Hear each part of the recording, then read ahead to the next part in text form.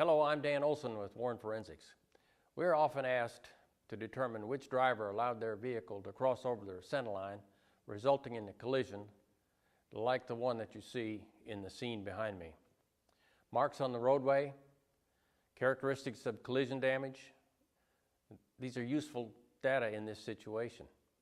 In this short video, I want to lead you through a case that I worked on to show you how I use crash damage, collision scene data, and who is headed where to help figure out who crossed over. Here is a view of the collision scene before the vehicles were recovered. For orientation purposes, the camera is pointed north along Highway 81. The pickup came to rest in the southbound lane, and the sedan was in the northbound lane, pointed south. Here's a photograph of the roadway after the vehicles were towed away. The painted circles were applied by the investigating officer to bring attention to gouge marks in the pavement. The drawing overlay shows a plan view of the collision scene. Here's a closer view of the painted circles. There were gouge marks in each of the circles. Here's a close view of two deep gouge marks. Notice how the gouge marks are curved. The curves indicate that the vehicle that cut the gouges was rotating when it was forced down to the pavement. Gouge marks like these help to establish where the collision occurred, or as we say, the point of collision. Let's go back to the crash scene photograph with the vehicle still there.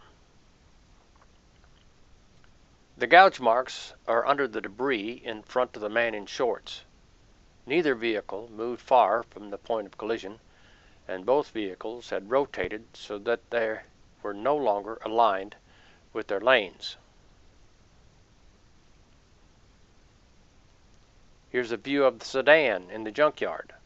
The collision damage at the left front and the condition of the hood told me that the sedan went down and the pickup must have gone up during the collision.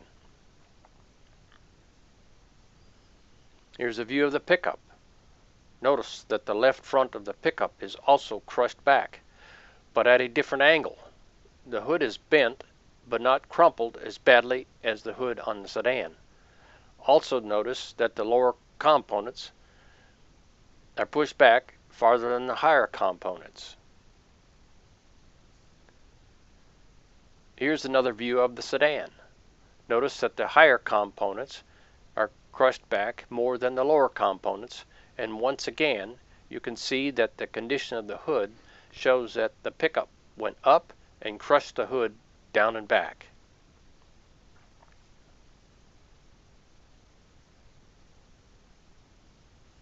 Here's another view of the pickup showing the sloped character of the crash damage. One more view of the pickup. The arrow points to the left front wheel rim.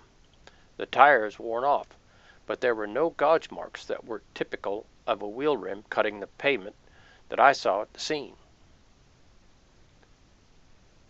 Now back to the scene. The gouge marks, and therefore the point of collision, was in the southbound lane. We concluded that it was the sedan that went down and cut the gouge marks. Finally, we rely on family members who reported that the driver of the sedan was headed north. Here's a drawing that shows the reconstructed positions of the vehicles at the point of collision. It was the driver of the sedan that allowed his vehicle to cross the center line.